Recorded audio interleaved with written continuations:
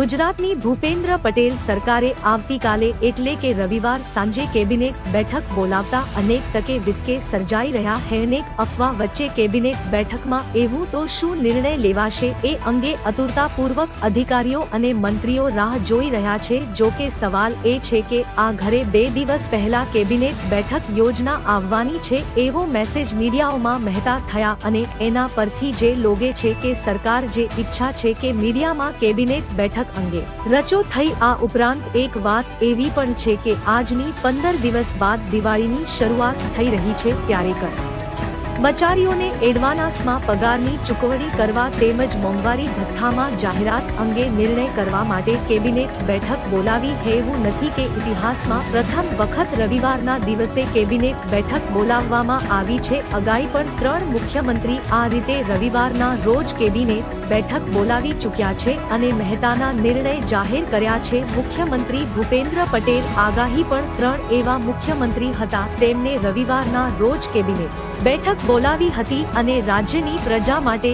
તેમજ વહીવટી મહત્વના નિર્ણય લીધા હતા।